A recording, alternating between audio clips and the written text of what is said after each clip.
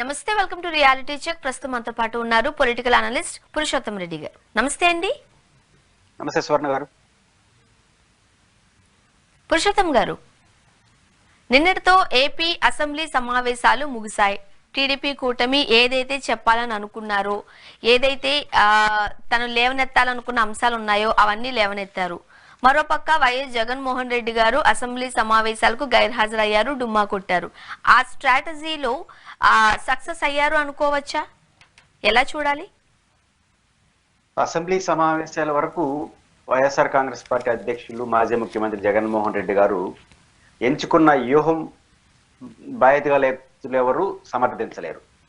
ఎందుకంటే అసెంబ్లీకి పోవాలన్నది ప్రాథమిక లక్ష్యం, ప్రాథమిక కర్తవ్యం, ప్రాథమిక బాధ్యత కూడా. కాబట్టి జగన్మోహన్ రెడ్డి గారి వ్యూహం సక్సెస్ అయినా ఫెయిల్ అయినా ఆ వ్యూహాన్ని మాత్రం ఎవరు యాక్సెప్ట్, మన లాంటి వాళ్ళు ఎవరు యాక్సెప్ట్ చేయలేము. ఇది ఫస్ట్ పాయింట్, ప్రిన్సిపల్ గా. కానీ ప్రాక్టికల్ గా రాజకీయాల్లో వ్యూహాలు లేదా ప్రిన్సిపల్స్, నీతి విలువలు వీటికన్నా పై చేయి ఎవరిది అనేది ప్రాథమికంగా ఉంటుంది. ఎవరు పై చేయి సాధిస్తే వాళ్ళు గొప్ప వాళ్ళుగా మారిపోతుంది రాజకీయాల్లో. జగన్మోహన్ రెడ్డి గారు అసెంబ్లీకి పోకుండా శాసన మండలిలో తన పార్టీకి ఉన్నటువంటి వెసులుబాటుని ఆసరాగా చేసుకొని మొత్తం శాసనసభ సమావేశాలని పైచేయి సాధించినట్టుగానే చూడాలి. ఈ పైచేయి సాధించడానికి జగన్మోహన్ రెడ్డి గారి వ్యూహం కన్నా తెలుగుదేశం పార్టీ సెల్ఫ్ గోల్ వ్యవహారాలు, జగన్నామ స్మరణ, అర్థం పర్థం లేని మాటలు వల్ల ఈ పరిస్థితి వచ్చింది. జగన్మోహన్ రెడ్డి గారు అసెంబ్లీకి పోకపోవడం కరెక్టే అని ఆయన అభిమానించే వాళ్ళు రూఢి చేసుకునే పరిస్థితులు కొన్ని ఏర్పడ్డాయి. అంటే పైచేయి సాధించడం మాత్రమే కాదు, ముఖ్యంగా కొన్ని సాంప్రదాయాలు, ఉదాహరణకు పబ్లిక్ అకౌంట్స్ కమిటీ చైర్మన్ గా వాళ్ళకి ఇవ్వకపోవడం, ఇవన్నీ చూసినప్పుడు ఈ వీళ్ళు సాంప్రదాయాలు పాటించరు కాబట్టి పోతేం పోకపోతే అనే పరిస్థితికి కూడా నెట్టేయబడు. దట్టు శాసన మండలిలో వాళ్ళ అవకాశాన్ని గ్రిప్ చేయడం, శాసనసభలో తెలుగుదేశం పార్టీ వ్యూహాత్మకంగా చేసిన తప్పుల వల్ల జగన్మోహన్ రెడ్డి గారు పోకుండా కూడా పై చేయి సాధించే పరిస్థితి అయితే నాకు కనపడింది. అండ్ జగన్మోహన్ రెడ్డి గారు చాలా గట్టిగా ప్రతిపక్ష హోదా ఇస్తే తప్ప నేను అసెంబ్లీకి రాను అని అన్నారు. రైట్? ఎలా చూడాలి?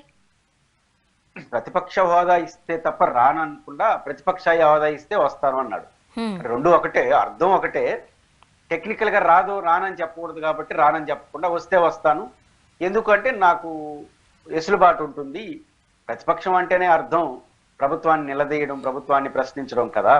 కాబట్టి అట్లాంటి అంశంలో నాకు అవకాశం ఇస్తే, అందులో ఏకైక రాజకీయ విభేదించే పక్షం నేనే కాబట్టి నాకు అవకాశం ఇవ్వాలని కోరాడు. సాంప్రదాయం ప్రకారం ఇవ్వాలనుకుంటే ఇవ్వచ్చు.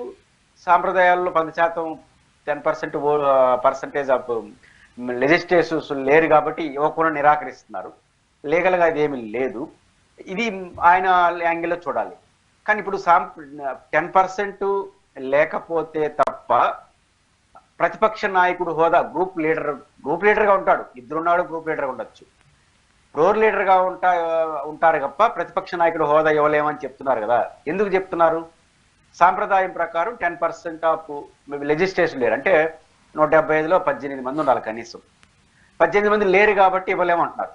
మరి అంత సాంప్రదాయం పాటించే అధికార పార్టీ పిఎస్సి చైర్మన్ విషయంలో ఎందుకు సాంప్రదాయాన్ని పాటించలేదు? ప్రతిపక్ష నాయకుడి విషయంలో సాంప్రదాయాన్ని పాటిస్తూ ఉంటున్నారు. మరి పిఎస్సి చైర్మన్ భారతదేశ చరిత్రలోనే సంఖ్యతో నిమిత్తం లేకుండా రాజకీయంగా అపోజిషన్ లో ఉన్న వాళ్ళకి ఇవ్వడం సాంప్రదాయం కదా. మన ఆంధ్రప్రదేశ్ ఉమ్మడి రాష్ట్రం, విడిపోయిన రాష్ట్రం మొత్తం చరిత్ర పరిశీలిస్తే ప్రతిపక్ష హోదాతో సంబంధం లేకుండా, మీకు గుర్తుంటే బి జనార్దన్ రెడ్డి గారు ఉమ్మడి రాష్ట్రంలో ఉన్నప్పుడు ఆయనకి ప్రతిపక్ష హోదా రాలా.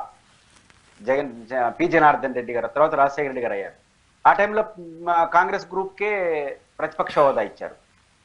ఇద్దరు సభ్యులు బీజేపీ సభ్యులు, అవుట్ ఆఫ్ 540 ఎంపీస్ ఉన్నటువంటి లోక్సభలో ఇద్దరు సభ్యులు ఉన్నటువంటి బీజేపీ, వాజ్పేయి గారు ఒకరు, ఇంకొక సభ్యుడు. ఆ ఇద్దరు సభ్యుల్లో ఒక సభ్యుడికి ఫ్లోర్ లీడర్ ఇది పిఎస్సి చైర్మన్ ఇచ్చారు. దట్ కాంగ్రెస్ పార్టీ 2014 నుంచి 19 వరకు మొన్న రాహుల్ గాంధీ గారికి ప్రతిపక్ష హోదా ఇచ్చారు. అంతకుముందు 10 ఏళ్ల పాటు ఆయనకి టెక్నికల్ గా 10%, 54 మంది లేరు కాబట్టి, 55 మంది లేరు కాబట్టి ఇవ్వలేమని చెప్పారు. The same time Rahul Gandhi గారికి ప్రతిపక్ష నాయకుడు హోదా ఇకపోయినా కాంగ్రెస్ పార్టీకి పిఎస్సి చైర్మన్ ఇచ్చారు. మరి ఆ సాంప్రదాయం మీరు ఎందుకు పాటించలేదు? సాంప్రదాయమే పాటించే వాళ్ళైతే ప్రతిపక్ష నాయకుడు హోదా ఇకపోవడం సాంప్రదాయం కావచ్చు, 10% లేదు కాబట్టి. మరి పిఎస్సి చైర్మన్ ఎందుకు సాంప్రదాయాన్ని పాటించలేదు? అంటే కనీసం సంఖ్యాబలం తెలంగాణ వాళ్ళలాగా ఏరే వాళ్ళకి అన్ని చేయొచ్చు కదా, మీ పార్టీకి వచ్చుకోవడం ఏంది? కాబట్టి ఈ సాంప్రదాయాల గురించి మాట్లాడే నైతికత ఇప్పుడు తెలుగుదేశం పార్టీకి ఉండదు కదా. ఇట్లాంటి చర్యలన్నీ జగన్మోహన్ రెడ్డి గారి అసెంబ్లీకి పోకపోవడాన్ని కూడా కొంత సెక్షన్ ఆఫ్ పీపుల్ సమర్థించే పరిస్థితి వస్తుంది. అండ్ సంఖ్యాబలం లేదు అని తెలిసినా కూడా పెద్దిరెడ్డి గారు నామినేషన్ వేశారు, వాకౌట్ చేశారు, ఎలా చూడాలి? అంటే పెద్దిరెడ్డి రామచంద్రారెడ్డి గారిని వైఎస్ఆర్ కాంగ్రెస్ పార్టీ తన అభ్యర్థిగా ముందుకు తీసుకొచ్చారు. నామినేషన్లు ఎలక్షన్లే కాదు, నామినేషన్ వేయడం అంటే మేము అర్హత మమ్మల్ని పరిశీలించమని చెప్పడమే. నామినేషన్ అంటే ఎలక్షన్ అంటే 164 వాళ్ళు 11 ఏట గెలుస్తారు, ఎలక్షన్ ఏం జరగదు. ఆశాబాహులందరూ నామినేషన్లు వేసుకున్నారు. ఎప్పుడైతే జనసేన తెలుగుదేశం నుంచి నామినేషన్ వేసినారో ఇంకా మనకు రాదన్న విషయం అర్థమైపోయింది. అంతే కదా, ఇప్పుడు ఎలక్షన్ అటు జరిగితే 164 వాళ్ళకి వీళ్ళు 11 ఉన్నారు, ఎట్ట గెలుస్తారు? కాబట్టి నామినేషన్ వేసేదానికి పోయినారు. నామినేషన్ వేసిన తర్వాత ఇప్పుడు అసెంబ్లీలో వీళ్ళు తెలుగుదేశం పార్టీ వాళ్ళు, కూటమి వాళ్ళు కూడా వేశారు, జనసేన వాళ్ళు ఇంకెవరు జనసేనకి ఇచ్చేట్టుగా ఉన్నారు. మరి ఇప్పుడు వాళ్ళకి ఇస్తాను, వాళ్ళు అప్లికేషన్ వేసినారంటేనే అర్థం మాకు ఎవరని అర్థం. కాబట్టి ఇంక ఇది అనైతిక ఎలక్షన్ కాబట్టి నేను వాకౌట్ బాయ్కాట్ చేస్తున్నాను, ఎలక్షన్ బాయ్కాట్ చేస్తున్నాను అని చెప్పేశారు. తమాషా ఏంటంటే వీళ్ళ నిర్వాహం వల్ల ఫస్టే ఇవ్వనని చెప్పేసి ఉంటే వీళ్ళు అసెంబ్లీ గేట్ గడ పోయిండ్రు. మేము సాంప్రదాయాలు ఏం పాటించము, మేము మీకు ప్రతిపక్ష హోదా లేదు కాబట్టి మేము మా కూటమి వాళ్ళకి ఇస్తామని చెప్పుంటే అసెంబ్లీ గేట్ తాకుండ్రు. ఇప్పుడు ఏమైంది, రికార్డ్ అయిపోయింది. ఈ సమావేశాల్లో వాళ్ళు పాల్గొన్నట్టే లెక్క. పెద్దిరెడ్డి రామచంద్ర అప్లికేషన్ వేసినారు కదా, పోయి జగన్మోహన్ రెడ్డి గారు సంతకం పెట్టుంటాడు దాన్ని. వీళ్ళందరూ అసెంబ్లీ రొటీన్ ప్రాసెస్ లో పాల్గొన్నట్టే. ఈ హౌస్ లో ఈ సమావేశాల్లో వాళ్ళిద్దరు పాల్గొన్నట్టుగా అయిపోయింది వాళ్ళ లెక్క ప్రకారం. కాబట్టి మొత్తం మీద తెలుగుదేశం పార్టీ వ్యూహాత్మకంగా ఈ తప్పులు చేసింది. ఇది మంచి సాంప్రదాయం అయితే కాదు. రైట్ పురుషోత్తం గారు, ఇప్పుడు మనం చూసినట్లయితే ఒక సరికొత్త ఒరవడికి జగన్మోహన్ రెడ్డి గారు తెర లేపారనే అనుకోవచ్చు. రైట్, మీరు చెప్తున్న కారణాల దృష్ట్యా అసెంబ్లీకి వెళ్ళినా మాకు మైకులు ఇవ్వరు, మా మైకులు కట్ చేస్తారు కాబట్టి మేము ఏదైతే చెప్పాలనుకుంటున్నామో అది త్రూ ప్రెస్ మీట్ అని అనుకున్నారు, దాన్నే చేశారు జగన్మోహన్ రెడ్డి గారు. రైట్, బట్ రాజకీయాలలో ఓడలు బళ్ళు అయితే బళ్ళు ఓడలు అవుతాయి. నెక్స్ట్ టైం ఏం జరగచ్చు అనేది మనకు తెలియని అంశం. సో నెక్స్ట్ ఒకవేళ ఎవరు అధికారంలో ఉన్నా, ఎవరు ప్రతిపక్షంలో ఉన్నా, వాళ్ళు కూడా ఇదే సీన్ రిపీట్ చేస్తే ఇక అసెంబ్లీలో మాట్లాడాలనే కదా ప్రజలు వాళ్లకు అవకాశం కల్పించారు. అంటే రాజకీయాలు ఎలా మారే అవకాశం ఉందంట. ఈ వరవడి మంచిది కాదు, ఈ వరవడి మంచిది కాదని జగన్ గారు అనుకునేట్టుగా ఉండాలి అంటే జగన్ గారు నేను అసెంబ్లీకి పోకపోవడం వల్ల రాంగ్ సిగ్నల్ వెళ్తా ఉంది సమాజంలో అనే మెసేజ్ ఇవ్వాలి అధికార పక్షం. రాజకీయ పార్టీ నాయకుడు, ఒక పార్టీ అధ్యక్షుడు దేనికి భయపడతాడంటే ఓట్లకి, ప్రజలకే భయపడతాడు, రూల్స్ కు భయపడడు. ఎవరైనా అల్టిమేట్ గా ప్రజలు కదా గెలిపిస్తారు. జగన్మోహన్ రెడ్డి గారు అసెంబ్లీకి రాకపోవడం వల్ల ఒక సెక్షన్ ఆఫ్ పీపుల్ అన్నా 1% 2% దీని కారణంగా ఏంది ఇట్లా చేస్తున్నాడు, ఈయన్ని గెలిపించకూడదు అనే భావనకు కానీ ప్రజలు వస్తే అప్పుడు జగన్మోహన్ రెడ్డి గారు తప్పు అయిపోయింది పోదాం అనుకుంటాడు. కానీ పోకపోవడం కూడా మంచిది జరిగిందనే మెసేజ్ వెళ్ళింది అనుకోండి, ఎప్పుడు వెళ్తుంది? అధికార పక్షం వ్యవహరించే తీరు బట్టి ఉంటుంది. ఇప్పుడు అధికార పార్టీ మొదటి సమావేశంలో మేము ఈ రాష్ట్రాన్ని ఎట్లా బాగు చేయబోతాము అని పాజిటివ్ యాంగిల్లోనే అసెంబ్లీలో మాట్లాడుకుంటాం అంటే జగన్ నామస్మరణ అవసరం లేదు. అప్పుడు జగన్మోహన్ రెడ్డి గారు ప్రెస్ మీట్ కూడా పెట్టలేడు. ఆయన విమర్శిస్తేనే కదా గ్లామర్ వస్తుంది. ఆ తప్పు చేశారు ఫస్ట్ మీటింగ్ లో. రెండో మీటింగ్ పిఎస్సి లాంటిది, మీరుకేం సాంప్రదాయాలతో పని లేదు, మీరు అనుకున్న వాళ్ళకే చేస్తారు అని సిగ్నల్ ఇచ్చారు కదా. సాంప్రదాయం ప్రకారం ప్రతిపక్ష నాయకుడు ఉండాల్సిన అవసరం లేదు, 10% ఉండాల్సిన అవసరం లేదు, ప్రతిపక్షానికి ఇవ్వాలని భారత సాంప్రదాయం ఉంది. దాని ఎందుకు మీరు పాటించలేదు? సాంప్రదాయాలు తెలుగుదేశం పాటించదని మెసేజ్ ఇచ్చినట్టే అవుతుంది కదా. దీన్ని రేపు నుంచి మాట్లాడతారు, వాళ్ళ సాంప్రదాయం లేదు, పాడు లేదు, వాళ్ళు పాటించడానికి. రేపు ఎవరు అధికారంలోకి వచ్చినా సాంప్రదాయం 10% ఉండాలనేది సాంప్రదాయం, రూల్ ఏం కాదు. 10% వచ్చినా ఈకపోతే రేపు ప్రతిపక్ష నాయకుడి పదవి లేదా ఈ పిఎస్సి చైర్మన్ రేపు వాళ్ళు అడిగారు కదా, రేపు ఎవరు వచ్చినా. ఇది సాంప్రదాయం. జగన్మోహన్ రెడ్డి గారి సాంప్రదాయము అంగీకారోగ్యం కాదు. మరి మన సాంప్రదాయం కూడా ఏం కరెక్ట్ ఏం కాదు, రాంగ్ సిగ్నల్ వెళ్తా ఉంది కదా. కాబట్టి నేను ఒక తప్పు చేసి మీరు ఒక తప్పు చేశారు అనుకోండి, మన డిబేట్ లో మన ఇద్దరం పాల్గొన్నప్పుడు మీరు పద్ధతిగా క్వశ్చన్ అడుగుతున్నప్పుడు నేను అభ్యంతరకరమైన భాష వాడాను అనుకోండి, మీరు పద్ధతిగానే క్వశ్చన్ మళ్ళీ వేసినారంటే నేను ఆ భాష ఫాలో అవుతాను. నువ్వు ఎట్టా అన్నావు కాబట్టి నేను కూడా ఒకటి అన్నానంటే ఇద్దరు ఒకటే కదా అనుకుంటారు. కాబట్టి ఇప్పుడు తెలుగుదేశం పార్టీ సాంప్రదాయాలు పాటించే విషయంలో కానీ అసెంబ్లీ నడిపే విషయంలో ఒక మోడల్ గా నడిపించి జగన్మోహన్ రెడ్డి గారిని కార్నర్ చేస్తే అప్పుడు జగన్మోహన్ రెడ్డి భయపడతాడు. అందుకు భిన్నంగా మీరు ఆయనకు అవకాశాలు ఇస్తున్నారు, దాన్ని ఆయన అడ్వాంటేజ్ గా మార్చుకుంటున్నాడు. ఇది సక్సెస్ అయితే ఎవరైనా ఇదే మోడల్ భవిష్యత్తులో పాటించే అవకాశాలు వస్తాయి. ముఖ్యంగా ఏపీని అదానీ వ్యవహారం ఒక ఊపు ఊపేస్తుందనే మనం చెప్పొచ్చు. అసలు ఏం జరిగింది? షర్మిల గారు లేవనెత్తిన అంశం అప్పట్లో అదానీ గారికి ఈ ప్రాజెక్టులు కావచ్చు, వీటిలో 10,000 కోట్ల కమిషన్ జగన్మోహన్ రెడ్డి గారికి అందింది అని చెప్పారు. బట్ ఇప్పటి వరకు చంద్రబాబు నాయుడు గారు దానికి సంబంధించి నోరు కూడా మెదపడం లేదు. నెంబర్ 1, అసలు కుంభకోణం జరిగిందా లేదా, అదిగో పులి ఇదిగో మేక అన్నట్టుగా మన రాష్ట్రంలో కొన్ని మీడియా సంస్థలు తయారైనాయి. అంటే ఎక్కడన్నా ఏమన్నా జరిగి జగన్ మెడకు చుట్టుకాలనేది ఒక మీడియా సంస్థలు. సరే, ఈ పక్క అనుకూలంగా ఉండే మీడియా సంస్థలు ఓటీఆరా, ఎక్కడ ఏం జరిగినా తుమ్మిన దగ్గర చంద్రబాబు మెడకు చుట్టడం. ఈ రెండు పార్టీలకు, అంటే పార్టీలుగా మీడియా చీలిపినప్పుడు వచ్చే ధోరణులు ఎట్లే ఉంటాయి, ప్రాక్టికల్స్. దాన్ని తోకబట్టుకొని మనం లాగినాం అనుకోండి. ఇప్పుడు షర్మిల గారు ఆ వార్తల ఆధారంగా స్పందించారు. ఇది కరెక్ట్ కాదు. ఫస్ట్ పాయింట్, ఎవరు అసలు ఆంధ్రప్రదేశ్లో విద్యుత్ ఒప్పందాలు ఏంటి? విద్యుత్ ఒప్పందాలు ఎవరితో చేసుకున్నారు? జగన్మోహన్ రెడ్డి గారైనా, గతంలో చంద్రబాబు నాయుడు గారైనా సెకీ అని అంటారు కదా, నేషనల్ విద్యుత్ నియంత్రణ, వాటితో చేసుకుంటారు ఒప్పందాలు. ఆ సంస్థతో ఈ ప్రైవేట్ సంస్థలు ఒప్పందం చేసుకుంటారు. అంటే ఆ సంస్థ సెకీతో మన జగన్మోహన్ రెడ్డి గారి ప్రభుత్వం చేసుకున్నారు. అంతకుముందు చంద్రబాబు గారు అదే దాంతో, ఇది కేంద్ర ప్రభుత్వ సంస్థ. దీంట్లో ఒప్పందం చేసుకున్నప్పుడు దాని ద్వారానే విద్యుత్ కొనుక్కోవాలి రాష్ట్ర ప్రభుత్వాలు. అంటే సెంట్రలైజ్డ్, అంటే ప్రైవేట్ రంగంలో విద్యుత్ ఉత్పత్తి ముఖ్యంగా ఎక్కడొచ్చిందంటే ఈ సమస్య, విద్యుత్తులో కొత్త పుంతలు దొక్కాలని ఈ గ్రీన్ ఎనర్జీని ప్రోత్సహించారు. అంటే సోలార్ కానీ విండ్ కానీ, ఇది ప్రయోగం కదా.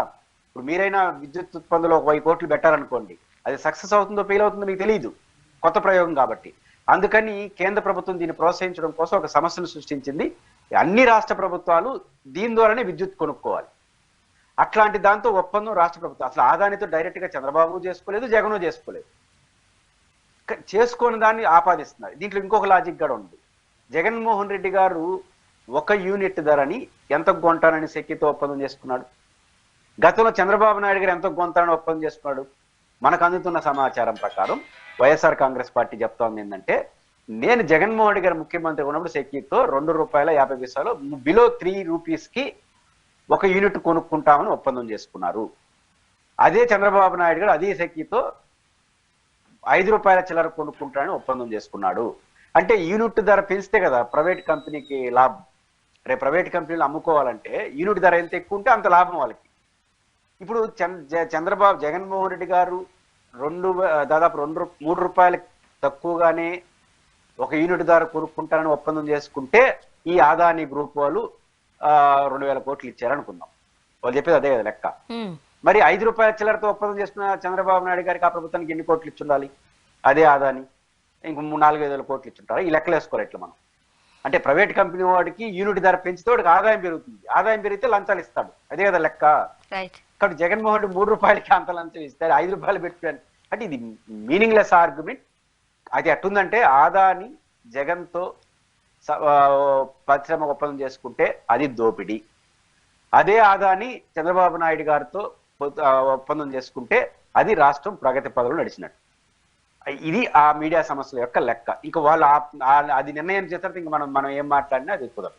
అండ్ ఇక్కడ ఇంకొక వర్షన్ కూడా వినిపిస్తుంది కదండి. ఇప్పుడు అదానీ గ్రూప్ కి బీజేపీ ప్రభుత్వం ప్రత్యక్షంగానో పరోక్షంగానో కొమ్ము కాస్తుంది అంటూ అనేది ఒక ఓపెన్ సీక్రెట్ గా చూస్తున్న టైంలో చంద్రబాబు నాయుడు గారు ఇప్పుడు అదానీకి సంబంధించి కనుక ఏమైనా రియాక్ట్ అయితే అక్కడ మోదీ గారికి కోపం వచ్చే అవకాశాలు లేకపోలేదు.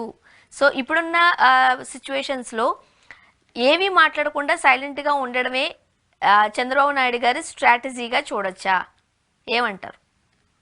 ఇప్పుడు మీరు చెప్పింది పాయింట్ కరెక్ట్. 2 పాయింట్లు. సెకీతో ఒప్పందం చేసుకుంటారు తప్ప ఆదానితో ఇంకొక కంపెనీతో ఎవడో ఒప్పందం చేసుకోడు రాష్ట్ర ప్రభుత్వం. కాకపోతే 1 యూనిట్ ధర పెంచుకొని ఒప్పందం చేసుకుని తిరిగి ఆ కంపెనీలే కదా వీళ్ళకి అమ్ముతారు రాష్ట్రాలకి. కాబట్టి ఆ రకంగా పరోక్షంగా అవగాహన చేసుకుంటారని విమర్శలు చేస్తున్నారు, బాగానే ఉంది. మనం జగన్ కన్నా ఎక్కువ చేసుకుంటుంది, పైవచ్చి 25 సంవత్సరాలు చేసుకుంటుంది. 1 సంవత్సరం 2 సంవత్సరాలు 25 సంవత్సరాలు కంటిన్యూగా కొంటామని చేసుకుంటుంది. మనకు కూడా అది ఆపాదిస్తారు అనేది వాళ్ళు మర్చిపోయినారు.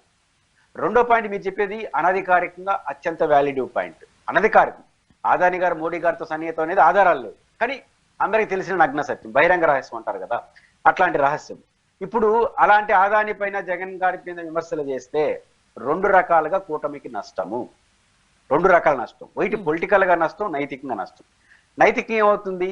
ఇప్పుడు ఈ తెలుగుదేశంలో ఒకనొచ్చు మాకేం సంబంధం అండి, వాళ్ళూరు మీడియా సమస్యలు పెట్టుకున్నారు. చంద్రబాబు నాయుడు ఎప్పుడు అన్నాడా? విద్యుత్ శాఖ మంత్రి అన్నాడా? లేకపోతే పవన్ కళ్యాణ్ అన్నాడా? లోకేష్ అన్నాడు? ఈ నలుగురు అంటేనే కదా, ముగ్గురు కీలకం, చంద్రబాబు నాయుడు గారు, లోకేష్, పవన్ కళ్యాణ్ గారు, ఇంకా ఎక్స్ట్రాగా విద్యుత్ శాఖ మంత్రి. మేము నలుగురు మాట్లాడలేదు కదా, వాళ్ళూరు మీడియా సమస్యలు మాట్లాడుకుంటే మాకేం సంబంధం అని రేపు అంటారు. ఇంతవరకు వాళ్ళు నలుగురు మాట్లాడాల దీనిపైన. కానీ బీజేపీ వాళ్ళు వీళ్ళకైనా తెలివైన వాళ్ళు అన్న విషయం వాళ్ళు గుర్తుపెట్టుకోవాలి. ఆ సమస్యలు, ఆ మీడియా సమస్యలు ఎవరి కోసం మాట్లాడినారో ప్రపంచానికి తెలియదు. ఇప్పుడు సాక్షిలో వార్త వచ్చేసిన తర్వాత అది జగన్కి సంబంధం లేదంటే బీజేపీ వాళ్ళు నమ్ముతారా? లేదా ఆ మీడియా సమస్యలు ఇతర వార్తలు వస్తే ఎందుకోసం వచ్చాయో తెలుసుకోలేనంత అమాయకుల బీజేపీ వాళ్ళు. కాబట్టి బీజేపీ కూడా మిమ్మల్ని అనుమానంగా చూస్తారు. వీళ్ళు మనతో ఉన్నట్టే ఉండే పెట్టి పెడతాను అనుకుంటారు. రెండో పాయింట్ ఏంటంటే, ఆదాని అనే వ్యక్తి అనధికారికంగా చాలా దగ్గరగా ఉంటాడు ఢిల్లీ వాళ్ళతో అని ప్రచారం. అలాంటి బీజేపీ వాళ్ళతో దగ్గరగా ఉంటాడు ఆదాని అనేతో జగన్ చాలా దగ్గరగా ఉంటాడంటే పరోక్షంగా ఎవరు బలం పెంచుతున్నారు మీరు? ఇప్పుడు వైసీపీ కార్యకర్తలు ఏమనుకుంటున్నారు, ఏడ మా జగన్ అరెస్ట్ చేస్తారేమో అనేది చర్చ నడుస్తుంది ఆడాడ అని కొంత ఉంది రెడ్ బుక్లని.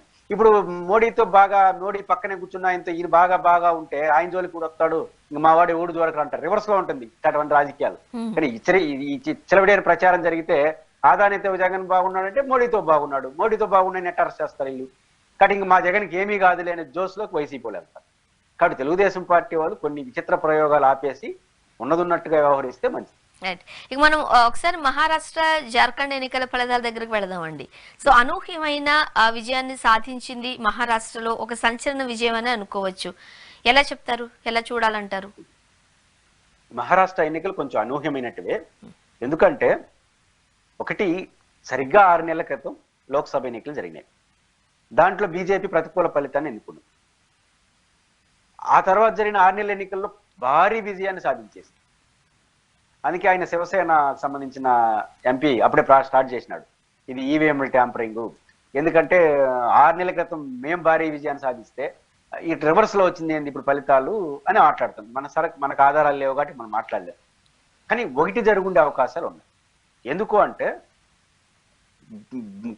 కాంగ్రెస్ నాయకత్వంలో కూటమిలో చాలా బలహీనతలు కనిపిస్తున్నాయి. నెంబర్ 1 బలహీనత, శరద్ పవార్ నాయకత్వంలోని ఎన్సీపీ వాళ్ళ బంధువే అజిత్ పవార్ చీలిపోయి బీజేపీ కూటమి పిలిపినాడు. మరోవైపు శివసేన ఒక బలమైన గ్రూపుగా ఉంది. దాంట్లో ఒక బలమైన గ్రూప్ అంటే సిండే ఆయన ఏకంగా వెళ్ళిపోతున్నాడు, ముఖ్యమంత్రిగా కూడా ఉన్నాడు. అంటే కాంగ్రెస్ కు అనుకూలంగా ఉండే గ్రూపులు నిలులా చీలిపినాయి. చీలిపోవడం అంటే నష్టం. ఆ చీలిపిన వాళ్ళు సరాసరి బీజేపీ కూటమిలో చేరారు. వాళ్ళు మంచి ఫలితాన్ని కూడా సాధించారు. బీజేపీ దాదాపు 10 ఉద్ధవ్ థాకరే కన్నా ఎక్కువ పర్సంటేజ్ ఆఫ్ ఓట్లు సిండే వర్గానికి వచ్చినాయి. శరద్ పవార్ గ్రూప్ కన్నా అజిత్ పవార్ గ్రూప్ కి ఎక్కువ ఓట్లు వచ్చినాయి. అంటే చీలిపిన గ్రూపులు బాగా బలమైన, ఆ 10%, 20% కలిసి ఉంటే వీళ్ళకి 50% వచ్చుతుందేమో. అంతే కదా. ఇప్పుడు 10% శివసేనకి, ఉద్ధవ్ థాకరేకి, 10% శరద్ పవార్కి వచ్చింది. వీళ్ళు చీలిపిన కూడా 10% ఉంది. ఆ 10% అండ్ 20% యాడ్ అయితే ఈ 30%, 20%, 50% వీళ్ళకి వచ్చేసి ఉండేది. కాబట్టి చీలిపిన గ్రూప్స్ ఒక పెద్ద బలహీనతగా మనకు కనిపిస్తోంది. ఆ రకంగా ప్రాంతీయ పార్టీలు వివిధ రాష్ట్రాల్లో సమన్వయం చేసుకొని పెద్దన్న పాత్ర వహించి మార్పు చేయడంలో కాంగ్రెస్ వైఫల్యం చాలా స్పష్టంగా కనిపిస్తా ఉంది. అదే జార్ఖండ్ లో ఇదే జర్మన్ ఎన్నికల్లో పెద్ద మంచి విజయాన్ని కాంగ్రెస్ కూటమి సాధించింది. అక్కడ ప్రాంతీయ పార్టీగా ఉన్న జార్ఖండ్ సోరెన్ గారు చాలా పవర్ఫుల్ లీడర్. అంటే ప్రాంతీయ పార్టీలు బీజేపీని ఎదుర్కొంటున్నట్టుగా జాతీయ పార్టీ అయిన కాంగ్రెస్ పార్టీ ఎదుర్కోవట్లేదు. మీరు మహారాష్ట్ర చూడండి, పశ్చిమ బెంగాల్ మొత్తం ఎన్నికలు వరుస పెట్టి కొట్టింది కదా తృణమూల్ కాంగ్రెస్. కాబట్టి ఆ బలహీనత మనకు కనిపిస్తా ఉంది. అది బహుశా ఒక పాత్ర వహించుండొచ్చు. లేకపోతే మోడీ గారికి ఉన్న గ్లామర్ తో రాష్ట్రాల్లో ఉన్న నాయకులు గ్లామర్ తక్కువ. మోడీ గ్లామర్ తో జరిగిన ఎంపీ ఎన్నికల్లో బీజేపీ ప్రతికూల ఫలితాలు రావడం ఏంది మహారాష్ట్రలో. ఇక్కడ ఇప్పుడు మన రాష్ట్రాలకి మంచి మెజారిటీ రావడం ఏందని చూసినప్పుడు కొంచెం అన్యూహ్యం అనిపిస్తుంది. అందువల్ల కొంత అన్యూహ్యం అనిపిస్తుంది. బట్ మన రాష్ట్రంలో కూడా దాని ప్రభావం, ఎందుకంటే పవన్ కళ్యాణ్ గారు అక్కడ ప్రచారం చేయడం, ఇవన్నీ కొన్ని మార్పులకు దారితీస్తున్నామో అనిపిస్తుంది. అండ్ ముఖ్యంగా పవన్ కళ్యాణ్ గారు సనాతన ధర్మం పేరిట మాత్రమే మహారాష్ట్రలో ఎన్నికల ప్రచారంలో పాల్గొన్నది మనం చూసాం. అంటే అక్కడ సక్సెస్ అయ్యారనుకోవచ్చా, వర్కౌట్ అయింది అనుకోవచ్చా? పవన్ కళ్యాణ్ గారు మహారాష్ట్రకు పోవడం వల్ల మహారాష్ట్రలో ఏం వర్కౌట్ కాల, ఆంధ్రప్రదేశ్ లో కొంత వర్కౌట్ అవుతుంది. మహారాష్ట్రలో ఏం వర్కౌట్ కాల. ఇప్పుడు కొన్ని ఛానల్స్ లో పవన్ కళ్యాణ్ గారు ప్రచారం చేసిన చోట బీజేపీ మంచి ఫలితాలు, నేను ఆ అసెంబ్లీ సెగ్మెంట్లు చూసిన, గతంలో బీజేపీ గెలుచున్నది సగం చోట్ల. కాబట్టి పవన్ కళ్యాణ్ గారి ప్రభావం ఆడుండదు. నిజంగా పవన్ కళ్యాణ్ గారి ప్రభావం ఉంటే రేవంత్ రెడ్డి పోయినాడు కదా ముఖ్యమంత్రి, ఆయన ఆడ పనిచేయాల. కాబట్టి పవన్ కళ్యాణ్ గారు అంటే బీజేపీ ప్రభావం పనిచేసింది. బీజేపీ ఏకపక్షంగా గెలుచుకుంటూ పోయింది కాబట్టి పవన్ కళ్యాణ్ గారు యాడ్ అయినారు వాళ్ళు. కాబట్టి బీజేపీ గ్లామర్ పవన్ కళ్యాణ్ అంటుకుంది. పవన్ కళ్యాణ్ గారు బీజేపీ గ్లామర్ అంటించేదానికన్నా. కానీ మహారాష్ట్రలో పవన్ కళ్యాణ్ గారు ఎంత రాకపోయినా ఆంధ్రప్రదేశ్ లో పవన్ కళ్యాణ్ గారు మరింత బలపడతాడు, రాజకీయంగా బలపడతాడు, ప్రజల్లో ఎంతనే తట్టేసి. ఎందుకంటే పవన్ కళ్యాణ్ ఇప్పుడు ఆంధ్రప్రదేశ్ వరకే ఉంటే సమస్య వేరు, కానీ మహారాష్ట్ర ఇతర రాష్ట్రాల్లో బీజేపీలో మరింత దగ్గర అవుతాడు పవన్ కళ్యాణ్. రెండోది బీజేపీ పవన్ కళ్యాణ్కి మంచి సపోర్ట్ ఇచ్చే అవకాశాలు కనిపిస్తాయి. మూడో అంశం ఏంటంటే పవన్ కళ్యాణ్ నాట్ ఓన్లీ ఆంధ్రప్రదేశ్ ఇతర రాష్ట్రాల్లో కొంచెం ప్రభావితం చేస్తాడు, బీజేపీతో బాగా దగ్గరగా ఉన్నాడంటే కొంచెం ఆయనకి కొంచెం హోప్ పెరుగుతుంది. అందువల్ల ఆయన టోన్ మరింత పెరుగుతుంది. ఈ టోన్ పెరగడం పవన్ కళ్యాణ్ ఇమేజ్ పెరుగుతుంది, కూటమిలో కొంత కొత్త సమస్యలు వచ్చే అవకాశాలు వస్తాయి. ఎందుకంటే టోన్ పెరిగినప్పుడు కొంచెం తేడాలు కూడా వస్తాయి. కాబట్టి ఖచ్చితంగా పవన్ కళ్యాణ్ గారు మహారాష్ట్రలో బీజేపీతో కలవడం, మహారాష్ట్రలో పవన్ కళ్యాణ్కి ఏమి రాదు కానీ ఆంధ్రప్రదేశ్ లో మాత్రం పవన్ కళ్యాణ్ కొంత నైతికంగా పెరగడానికి, కొంచెం బలం పడడానికి, రాజకీయం కొంచెం టోన్ పెంచుకోవడానికి, ఆయన మాటకి మరింత కూటమిలో విలువ పెరగడానికి మాత్రం దారితీస్తుంది. అండ్ ముఖ్యంగా మహారాష్ట్ర లాంటి పెద్ద రాష్ట్రంలో ఒక రకంగా చెప్పాలి అని అంటే బీజేపీ 50% ఓటింగ్ షేర్ అయితే తీసుకుంది. సో ఎంత కాదు అనుకున్నా కాంగ్రెస్ ఎందుకో అందుకోలేకపోతుంది. అక్కడున్న ప్లస్లు ఏంటి, మైనస్లు ఏంటి, ఎలా చూడాలంటారు? కాంగ్రెస్ పార్టీ ఇంకా చాలా మారాలి. ఎందుకంటే ప్రతిపక్షంగా ఉన్న ప్రతి అవకాశాన్ని అందిపుచ్చుకోవడమే ఒక పార్టీ చేసే విజయంలో. ఇప్పుడు జగన్మోహన్ రెడ్డి గారు చేసిన ప్రతి తప్పుని ఎస్టాబ్లిష్ చేసింది కాబట్టి తెలుగుదేశం భారీ విజయాన్ని సాధించింది. అట్లాంటి ఒక ప్రయత్నం కాంగ్రెస్ పార్టీ ఎక్కడా చేయట్లేదు. మీరు గమనంలో పెట్టుకుంటే కర్ణాటకలో కాంగ్రెస్ పార్టీ విజయం సాధించింది అసెంబ్లీ ఎలక్షన్లో. సరిగ్గా 6 నెలలకు సంవత్సరానికి లోక్సభ ఎన్నికలు వచ్చాయి, చెలికలు పడిపోయింది. మామూలుగా ఏం జరగాలి, ఒక రాష్ట్రం అధికారానికి వచ్చి 1 year తర్వాత ఇంకొక ఎన్నికలు జరిగితే బలం పుంజుకోవాలి, అంతే కదా, రాష్ట్రం మరింత బలం వస్తుంది, జూబ్లేట్ అధికారం చేతిలో ఉంటుంది. ఒక 1 year చేతులకు పడింది. తెలంగాణ తీసుకోండి, సగానికి సగం బీజేపీ గెలిచిపోయింది. అసెంబ్లీలో గెలిచిన తర్వాత మీరు చూడండి, టీఆర్ఎస్ పార్టీ ఫస్ట్ అసెంబ్లీలో గెలిచినప్పుడు బోటాబోటి మెజారిటీ గెలిచింది. ఆ తర్వాత రెండు ఎన్నికలు భారీ విజయాన్ని సాధించింది. కారణం ఏంటంటే అధికారం అదనపు యాడింగ్ అవుతుంది 1 year 2 years కి. కానీ మనకు వచ్చేసరికి ఏమైంది, ఇక్కడ మన కాంగ్రెస్ తెలంగాణలో గెలిచిన తర్వాత అప్పుడే సగానికి సగం బీజేపీకి ఇచ్చేసింది. బీఆర్ఎస్ని ఓడించుండొచ్చు. అంటే తెలంగాణలో అదే సీన్. మీకు భారతదేశంలో మన 2019 ఎన్నికల్లో కూడా బీజేపీ ఢిల్లీలో రావడానికి కాంగ్రెసే కారణం. ఆడైతే కాంగ్రెస్ బీజేపీ ప్రధాన ప్రత్యర్థిగా ఉంటాడో ఆడే బీజేపీ గెలిచింది. తెలంగాణ, కర్ణాటక, అదేవిధంగా మధ్యప్రదేశ్, రాజస్థాన్, తర్వాత గుజరాత్ ఏకపక్షంగా కాంగ్రెస్ గెలిచింది, బీజేపీ గెలిచింది. కానీ ప్రాంతీయ పార్టీలు ఉన్నాయి కదా, టీఎంసీ పశ్చిమ బెంగాల్, అఖిలేష్ యాదవ్ ఉత్తరప్రదేశ్, మహారాష్ట్ర, మిగతా రాష్ట్రాలు ప్రాంతీయ పార్టీలు ఆడైతే డిఎంకే తమిళనాడు, ఎక్కడైతే ప్రాంతీయ పార్టీలు బలంగా ఉన్నాయో అక్కడ బీజేపీ నిలువరించబడింది. కాంగ్రెస్ ప్రత్యామ్నాయం అంటే కాంగ్రెస్ బలహీనతలే బీజేపీ అస్త్రంగా మారుతోంది. కాంగ్రెస్ పార్టీ ఇప్పుడు కూడా అట్ట రాష్ట్రాలకు ఇచ్చేస్తుంది, మళ్ళీ పట్టించుకోవట్లేదు. ఇప్పుడు తెలంగాణలో ఏకపక్షంగా ఎట్టబెడతాడు పోతా ఉంటే ఈ పట్టించుకోవాలి కదా, జాతీయ నాయకత్వం మందలించాలి కదా, అప్పుడే గ్రూపులు స్టార్ట్ అయినాయి. ఇప్పుడు ఆంధ్రప్రదేశ్లో మన మేడంకి, శర్మిలా మేడం గారికి ఇచ్చారు పిసిసి అధ్యక్షుడు. ఆమె ఏం చేస్తా ఉంది రాజకీయ, ఏ రోజు చూసినారా? ఆమె చెప్పిన విషయాలు తప్పు ఉప్పు పక్కన పెట్టండి. ఆంధ్రప్రదేశ్లో శర్మిల రాజకీయం ఏంది, రోజు జగన్ తిట్టడం, ఈ దమ్మిడి ప్రయోజనం ఉంటుందా కాంగ్రెస్ పార్టీకి? బాగుపడేదేనా కాంగ్రెస్ పార్టీ? 6 నెలలుగా ఆమె ఎన్నికల్లో ఓడిపోయినప్పటి నుంచి జగన్ తిట్టడమే పనిగా పెట్టుకుంది. ఆమె పర్సనల్ ఆస్తిగాదులన్నీ కాంగ్రెస్ అధ్యక్షులు మాట్లాడుతోంది. ఏ రోజైనా జాతీయ నాయకత్వం, తల్లి అది ప్రైవేటుగా చూసుకో, నువ్వు పిసిసి అధ్యక్షురాలివి, ఇండివిజువల్ కాదు, నువ్వు ఇట్లా మాట్లాడితే కాంగ్రెస్ నష్టం అని ఏ రోజని చెప్పిందా? వాళ్ళు చేసినాం, ఇంకా ఆమె పని ఆమె చేసుకొని పోతుంది. ఏమవుతుంది, ఇట్లాంటి కాంగ్రెస్ పార్టీ జాతీయ స్థాయిలో రాష్ట్రాల పైన సరైన కమాండింగ్ అని బాధ్యత లేకపోవడం వల్ల కాంగ్రెస్ బలహీనతలే బీజేపీకి వరంగా మారుతుంది. అండ్ ముఖ్యంగా ఆ రోజు జమ్మూ కాశ్మీర్లో అయినా కావచ్చు, లేకపోతే ఈ రోజు జార్ఖండ్ లో అయినా ప్రాంతీయ పార్టీల హవాతోనే కాంగ్రెస్ కూటమి తెర మీదకి వస్తుంది తప్ప ఇండివిజువల్ గా కాంగ్రెస్ అనుకున్నంత మెజారిటీ కావచ్చు, అనుకున్నంత స్థానాలు కానీ గెలుచుకోలేకపోతుంది. ఈ రోజు కూడా దేశవ్యాప్తంగా బీజేపీకి ప్రత్యామ్నాయంగా సవాలు ఇస్తా ఉండేది ప్రాంతీయ పార్టీలే తప్ప కాంగ్రెస్ పార్టీ ఇసట్లేదు.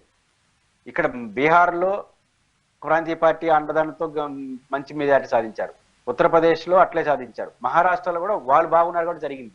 ఇప్పుడు శరద్ పవార్, ఉద్ధవ్ థాకరే వీక్ అయ్యేసరికి మొత్తం చెతికిలు పడుతున్నారు. జమ్మూ కాశ్మీర్లో మీరు చూశారు, కాంగ్రెస్ ప్రాంతీయ పార్టీ బలంగా ఉన్నారు. అదే హర్యానాలో 10 సంవత్సరాల తర్వాత ఎలక్షన్ జరిగింది, బీజేపీ అధికారంలో ఉండి, పైపించి రైతు ఉద్యమానికి అది కేంద్రం, ఢిల్లీ పక్కనే ఉంది. ఆడ ఓడిపోవడం కాంగ్రెస్ పార్టీ. మన కర్ణాటక, తెలంగాణలో జరిగే పరిణామాలు ఏంటి, ఆంధ్రప్రదేశ్ శర్మిలా గారి వ్యవహారం ఏంటి, ఇవన్నీ చూసినప్పుడు కాంగ్రెస్ పార్టీ ఖచ్చితంగా బీజేపీకి ప్రత్యామ్నాయంగా ఇంకా రాటుదేలాల్సిన అవసరం. దీనికి కారణం గెలిచిన చోట బాధ్యతగా పనిచేయించడం, ప్రతిపక్షంలో ఉన్న చోట బాధ్యతాయుతంగా పార్టీ నడపడంలో అధిష్టానం వరకు ఇంకా వైఫల్యం పాత వార్షలతో కొనసాగుతోంది. దీన్ని మారకపోతే అది బీజేపీకి అసరంగా మారుతుంది. ప్రాంతీయ పార్టీలు తప్ప బీజేపీకి ప్రత్యామ్నాయం కాంగ్రెస్ ఈ రోజు అయితే కాదు. ఇప్పుడున్న ఈ వేవ్ లో, ఈ ఊపులో బీజేపీ జమిలీ ఎన్నికలకు వెళ్లే అవకాశాలు ఫ్యూచర్ లో ఉన్నాయనుకోవచ్చా? ఆ దిశగా పావులు కదిపే అవకాశాలు ఉన్నాయా? మహారాష్ట్ర ఎన్నికల ఫలితాలు చూసిన తర్వాత మరింత బీజేపీ ఆ ఊపు అడుగులేసేదానికి అవకాశం ఉంది. ఏం జరుగుతుందో చూడాలి. ఎందుకంటే మహారాష్ట్రలో ఏకపక్షంగా గెలిచినాం కదా, కాబట్టి వచ్చే ఎంపీ ఎలక్షన్ కూడా గెలిచిపోతామని అనుకోరు. మహారాష్ట్రలో నేను ఇప్పుడు ఉద్ధవ్ థాకరే కానీ, అదేవిధంగా ఎన్సీపీ చీలిపోయింది. ఆ చీలిపోయిన గ్రూపులు 10% ఓట్లు తీసుకోమన్నాయి కాబట్టి గెలిచింది. కానీ మహారాష్ట్రలో ఎంపీ ఎలక్షన్లో ఓడిపోయింది కదా. పైపించి ఇంకో 2-3 ఏళ్ల తర్వాత మహారాష్ట్రలో కూడా వ్యతిరేకత రాష్ట్రం రెండోసారి పరిపాలించడంతో వస్తుంది కదా. పైపించి ఇప్పుడు షిండే వర్గానికి ముఖ్యమంత్రి ఇస్తారా? గతంలో షిండేని పెట్టారు, శివసేన నుంచి బయట వచ్చిన ఆయన. ఇప్పుడు కాంగ్రెస్ బీజేపీ ఏకపక్షంగా గెలిచింది కాబట్టి వాళ్ళే ముఖ్యమంత్రి పదవి తీసుకుంటారా? వాళ్ళే తీసుకున్నారు అనుకోండి, అప్పుడు శివసేన అసంతృప్తి పోయి మెల్లిగా మళ్ళీ మొదట వస్తుంది కదా. ఇవన్నీ వస్తాయి కాబట్టి నేను అనుకుంటోంది ఈ మహారాష్ట్ర యొక్క ఫలితాలు చూసిన తర్వాత కూడా ప్రతిపక్షాలు బలహీనంగా ఉన్నప్పుడు, కాంగ్రెస్ బలహీనంగా ఉన్నప్పుడే కొట్టేవాలి. ఇంకో 3 నెలలు 4 ఇప్పుడే ఉండదు. కాంగ్రెస్ పార్టీ బలహీనం ఎంత ఉన్నా బీజేపీ మీద వ్యతిరేకత వస్తే అది దానికి యాడ్ అవుతుంది. కాబట్టి కాంగ్రెస్ ఇప్పుడు బలహీనమైన అప్రోచ్ లో ఉంది కాబట్టి ప్రాంతీయ పార్టీలు తప్ప ఎక్కడ బీజేపీ నిలువరించే పరిస్థితులు లేదు. కాబట్టి ఈ వేడిలోనే ఏమన్నా జమిలీ ఎన్నికలు మళ్ళీ కొట్టామంటే మళ్ళీ చూసుకుందామనే వస్తే ఖచ్చితంగా జమిలీ ఎన్నికలు రావడానికి స్కోప్ ఉంటుంది. కానీ ఒక రకంగా చెప్పాలంటే ప్రాంతీయ పార్టీలు కాస్త బలం పుంజుకుంటున్నాయి, స్లోగా అయినా సరే అని మనం చూడొచ్చు. సో ప్రాంతీయ పార్టీలు ఖచ్చితంగా బీజేపీకి సపోర్ట్ చేస్తాయి అని ఈ రాజకీయాలు చూస్తే అనుకుంటున్నారా? బీజేపీతో అందరూ బాగుంటారు, ఎందుకంటే బీజేపీతో బాగుంటే బాగుంటుందని. కానీ రేపు ప్రాంతీయ పార్టీలు మమతా బెనర్జీ, ఆంధ్రప్రదేశ్లో జగన్ లేదా Chandrababu Naidu, BRS Telangana, DMK or ADMK అక్కడ, మహారాష్ట్ర, ఇట్లాంటి ఒక 10 ప్రాంతీయ పార్టీలు 200 సీట్లు వచ్చినాయి అనుకోండి, మళ్ళీ ఎవరు మాట్లాడిన రోజు ఇద్దరిని పక్కన పెట్టి వాళ్ళు ప్రధానమంత్రి ఎవరు ఒకరు ముందుకు వస్తారు. కాబట్టి ప్రాంతీయ పార్టీలు బీజేపీకి ఉన్న ఈ స్పీడు రీత్యా వాళ్ళతో గౌరవప్రదంగా ఉంటారు. వాళ్ళు ఇండిపెండెంట్ గా రాజకీయాలు చేస్తారు. సమయం వచ్చినప్పుడు వాళ్ళ ప్రతాపం వాళ్ళు చూపిస్తారు. పురుషోత్తం గారు, ఒకసారి ఓవరాల్ గా మనం చూసినట్లయితే హర్యానాలో బీజేపీ తన హవా చూపించిన, జమ్మూ కాశ్మీర్ అయితే కోల్పోయింది. ఇక్కడ మహారాష్ట్రలో తన హవా చూపించిన, జార్ఖండ్ అయితే కోల్పోయింది. అంటే ఇంతకు ముందు దేశం అంతా కూడా మోదీ ద్వయం కావచ్చు, లేదంటే మోదీ క్రేజ్ కావచ్చు, గ్లామర్ కావచ్చు, ఒక ఊపు ఊపింది అంతే. బట్ హ్యాట్రిక్ కొట్టిన తర్వాత మోదీ గారు ఇప్పుడు మనం చూసినట్లయితే ఎక్కడో అది కాస్త డౌన్ ఫాల్ అవుతుంది. సో నెక్స్ట్ వచ్చే ఎన్నికలకి అది ఇంకా పడిపోయే అవకాశం కూడా లేకపోలేదు అంటున్నారు రాజకీయ విశ్లేషకులు. 2019 అది ఆ సిమ్టమ్స్ కనపడ్డాయి కదా. మూడోసారి మెజారిటీ రాలేదు కదా, సింగిల్ మెజారిటీ రాలేదు.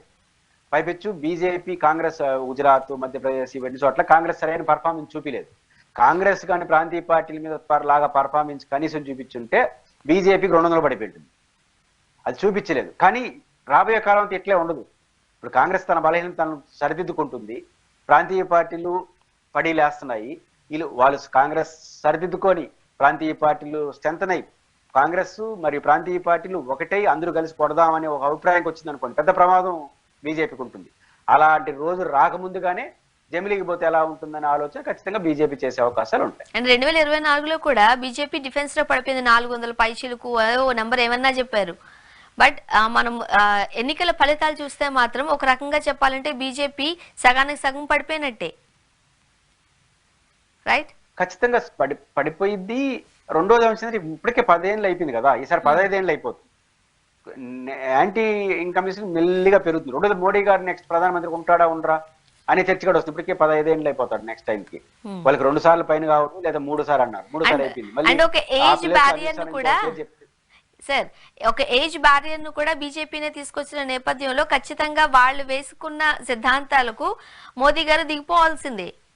దాన్ని చెరిపేస్తారా, కంటిన్యూ చేస్తారో కూడా తెలియని పరిస్థితి.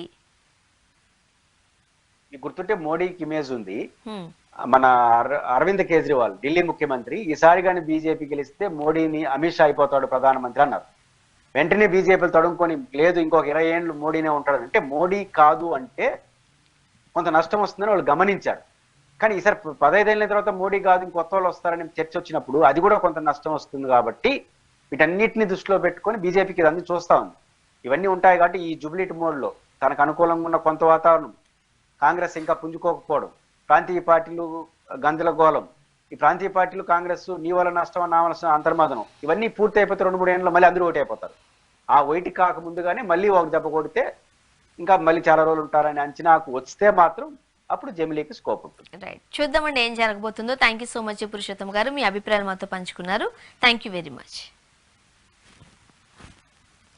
ఇది వాళ్ళ రియాలిటీ చెక్. Stay tuned.